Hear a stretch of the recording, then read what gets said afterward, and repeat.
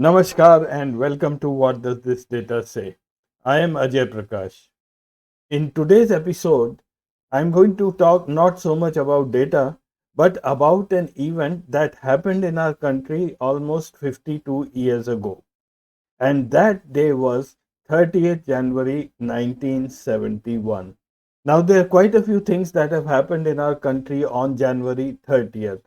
For one, we all celebrate January 30th as the Martyrs' Day. That is the day on which Mahatma Gandhi was shot dead by Nathuram Godse, a Hindu Mahasabha activist.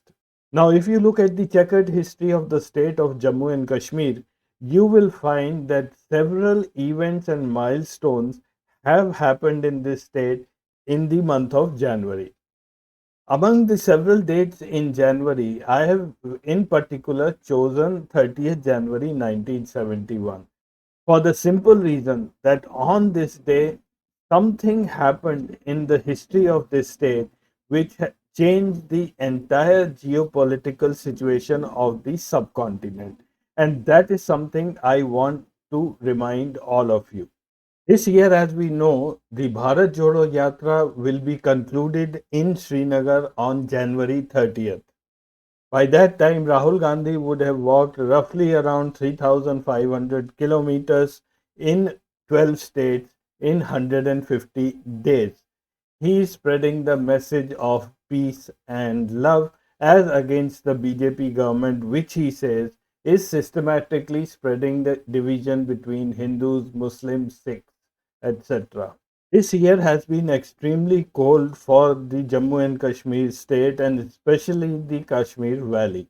The weather forecast January 30th this year, Srinagar is going to be extremely cold with night temperatures going into minus and the daytime maximum not crossing 6 degrees with light snow. So, most probably, Rahul Gandhi in Srinagar will not be in his white t shirt alone, and he should not be, and probably that will make a lot of people very happy. Hello there. Just pause for a moment and think about the difference between information and news. Information comes from data, and it's all about numbers.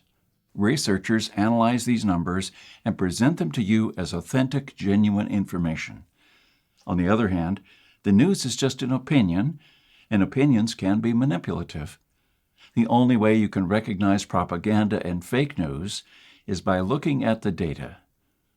So keep watching. Information, not news.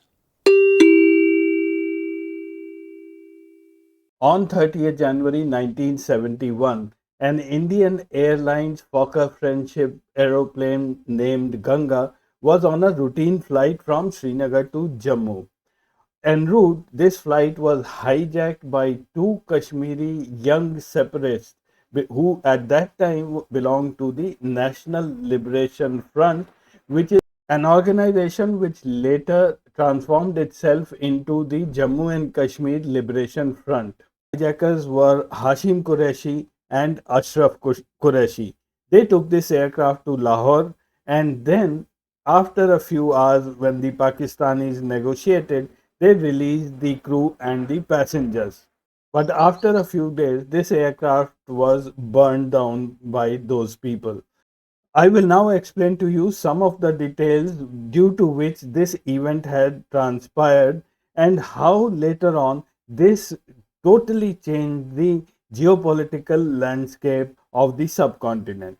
The mastermind of this hijacking was another young Kashmiri named Makbul Bhatt. Makbul Bhatt was born in Baramulla, where he completed his studies up to graduation and then later went to Pakistan, enrolled himself in Peshawar University for a master's course in Urdu. There he came in touch with Amanullah Khan. Now, Amanullah Khan, if you remember, was the founder of J&K Liberation Force.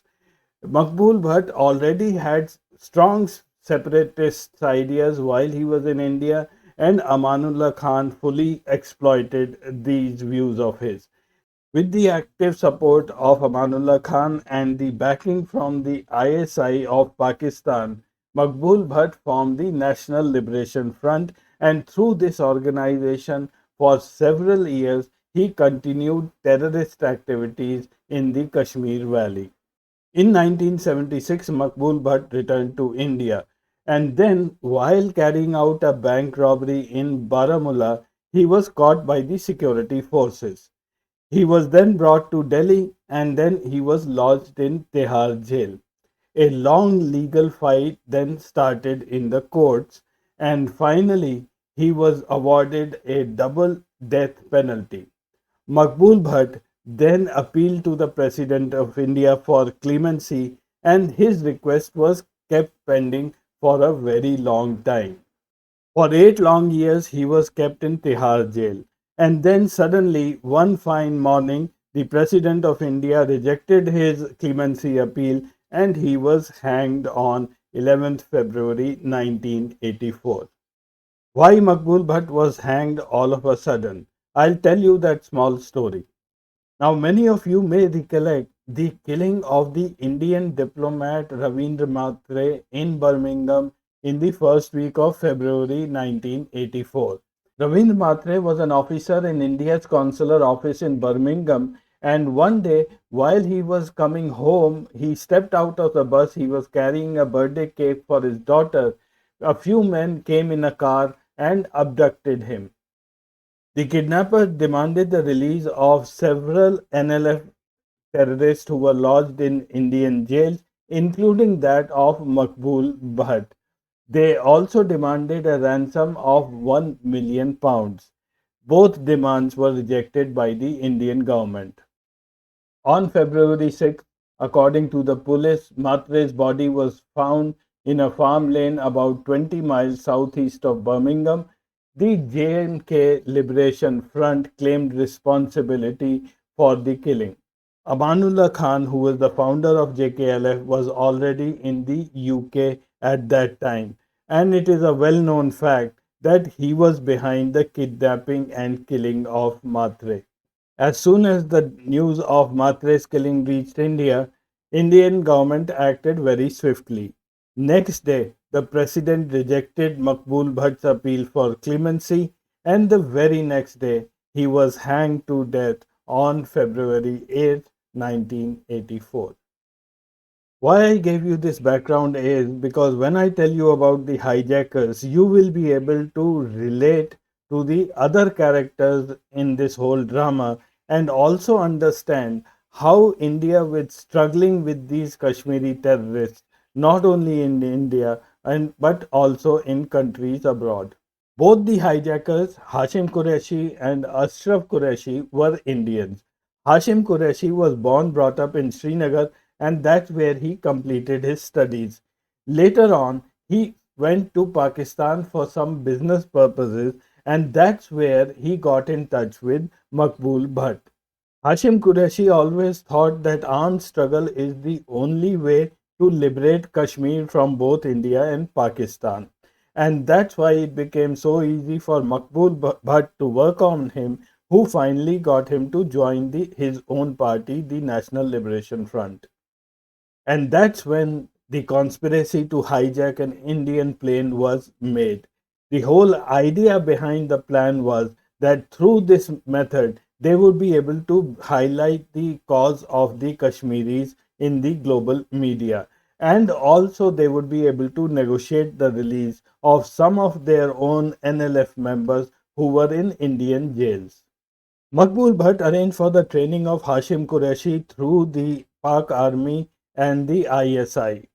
The ISI trained him on all aspects of hijacking an airplane and went to the extent of showing him an actual Fokker F-27 aircraft so that Hashim Qureshi can familiarize himself with all aspects of the aircraft. The Pakistan Army then gave him a revolver or a pistol and one hand grenade so that he can use them to carry out the hijacking. They then brought him to the border and then quietly got him to sneak back into India. But luck did not favor Hashim Qureshi. While he was trying to sneak back into India, he was caught by the border security force.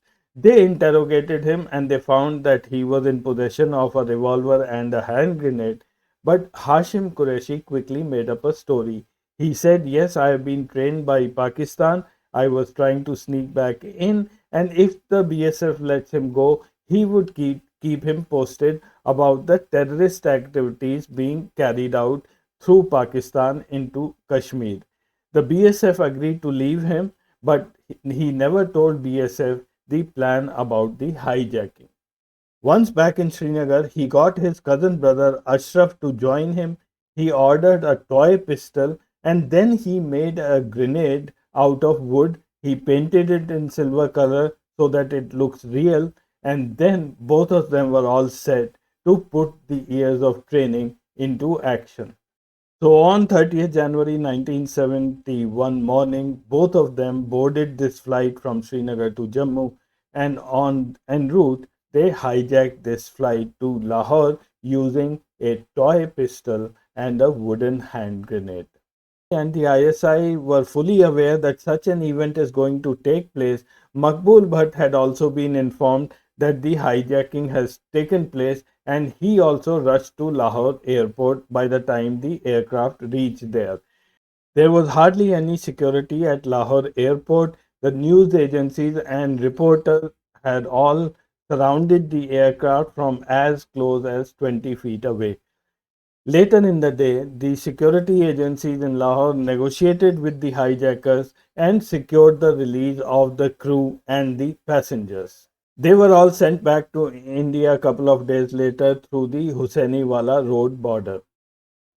The then Prime Minister of Pakistan, Zulfikar Ali Bhutto, was at that time returning from East Pakistan after unsuccessful talks with Sheikh Mujibur Rahman. After reaching Lahore, he also met the hijackers near the aircraft. The Qureshi brothers put forth their demand asking for the release of their fellow NLF members in Indian jails and probably asked for some money as well. All of this was rejected by the government of India, and then a couple of days later, they blew up this aircraft on February 3rd, 1971. Both the hijackers were treated like heroes in Pakistan. They were invited by very prominent people within the country, including the Vice Chancellor of Lahore University. They were also paraded throughout the country as Pakistan treated them as a prize catch. And for the public, they were Kashmiri Mujahideens who were fighting for a cause. For the Pakistanis, everything was going according to the plan. They were all happy about it and patting themselves on the back, and Kashmir was once again, in the global limelight. As always, it happens with Pakistan, they had underestimated how India would respond and the retaliation that would come from the Indians. India, under the leadership of Indira Gandhi, immediately banned all Pakistani aircraft from overflying Indian territory. Remember, this was 1971 February, and we were to go with a full scale war against Pakistan in the month of December, just 10 months down the line. The Pakistani army's atrocities in East Pakistan were increasing, and once the airspace was blocked by the Indians, they had to fly almost 6 to 7 hours to reach from West Pakistan to East Pakistan, going all around India. This action by the Indians created huge problems for the Pakistani army. The heroes of yesterday suddenly became today's villains. Hashim Qureshi, Makbul Bhatt, and Ashraf Qureshi were arrested and then tried in the Lahore High Court. After the trial, a sentence was given to all of them. Ashraf and Makbul for 2 years in prison, and Hashim Qureshi for 7 years. After serving the jail term, Hashim Qureshi fell out with Makbul Bhatt because he did not want to pursue the militancy path to get Kashmir liberated. Instead, he wanted to try a political solution. He formed his own party, the Jammu and Kashmir Democratic Liberation Front. Ashraf Qureshi decided to stay back in Pakistan. He went over to Pakistan occupied Kashmir. He became a teacher, and then there is some news that he died a few years ago. Once released from jail, Hashim Qureshi then migrated to Netherlands. After a few months, his family also joined him there. Then he started to get homesick, and finally he came back to India in the year 2000. When he landed at Delhi's Indira Gandhi airport, he was arrested, and then his trial in India began. His plea to the court was that a person cannot be tried and punished for the same offense twice. He had already served the punishment in Pakistan. The court upheld his plea. However, he was only allowed to go out on bail. The trial since then appears to have been put in cold storage. Hashim Qureshi, with his family, today stays in the Nishat Bagh area of Srinagar and stays in a pretty large bungalow. He has given up all kinds of militancy, and today he talks of love and peace. This is how the events which started on 30th January 1971 have ended.